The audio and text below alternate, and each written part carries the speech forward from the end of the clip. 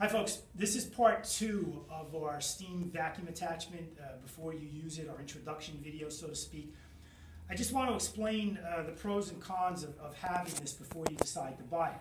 And again, hooking up your vacuum hose, we have a standard size vacuum hose, you need to plug it into your vacuum. Now, what some people have problems with, depending on where you're plugging your steamer in, because we're using a 1750 watt steamer on our steamer heater, we don't want to blow a circuit, and sometimes that happens with our steamers because we're almost maxing out the circuit. So what you have to be aware of is just because we're not incorporating the vacuum within the steamer, you're going to be using a vacuum and a steamer at the same time. Now what we have to remember is we're pulling 1750 watts out of this steamer, or our 75 steamer. The heaters are all the same. That's going to eat up most of your electricity on a 15 amp circuit. So what you have to realize is that if you're plugging a vacuum into the same circuit and we're using both at the same time, there is a possibility that you might blow the circuit breaker, because whatever amperage or wattage that you're using on your vacuum is in addition to the 1750 watts that the steamer is pulling. So if you start blowing circuit breakers, it's because it's maxing out, it's over the limit of what the 15 amp circuit can hold, and I just want you to be aware of that. Now, some people would say, well, just plug your vacuum into that outlet right there.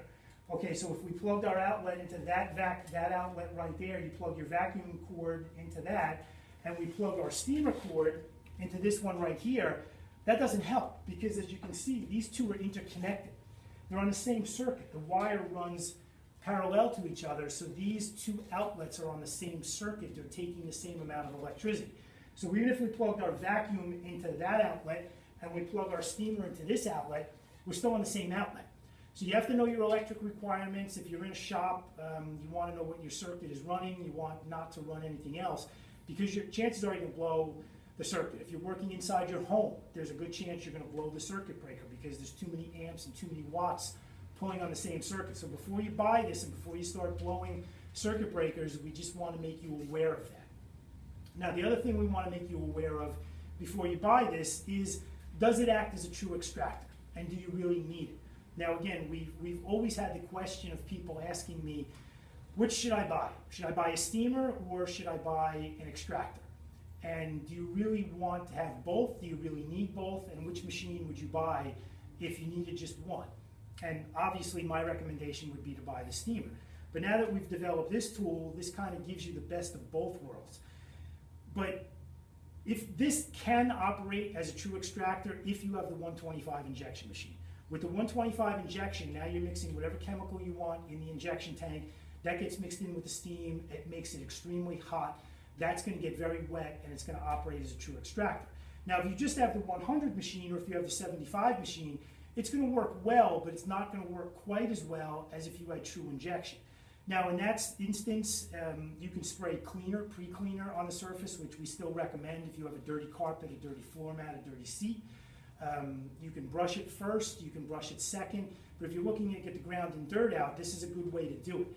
But again, you got to also understand that the longer that you use this, the more that your fingers on the trigger here, the more that your fingers on the injection trigger there, the more the pressure is going to go down there. Now it's going to take a little bit, it's going to take probably about 1.5 to 2 minutes before you're going to be out of steam pressure to where it's not going to be useful. But on some really, really dirty cars, you might have to take a break after a couple of minutes and let the steamer regenerate its pressure, which is something obviously that you don't have to do if you had a separate carpet extractor, because the carpet extractor is just pumping fluid, pumping water, and it's just a pump system and a vacuum system. So obviously your vacuum's not going to run out of suction because you're plugging the vacuum hose into your own vacuum. But again, we're still operating the steamer, and all the other videos that we've done about pressure drop, you're still going to see it with this tool. Now again, we've tried to limit the pressure drop by making a special injector nozzle here, and we think we've done a good job because in testing we've been able to run the machine for quite a while before we lose too much pressure. So we just want to make you aware of that. And again, if you have any questions before you buy this, feel free to give us a call. But we think it's an excellent addition to your steamer. If you run into those dirty floor mats, dirty carpets, or really, really bad seats, this is going to be a really nice addition where you don't have to go out and buy the traditional heated carpet extractor. So please feel free to call us if you have any questions about anything.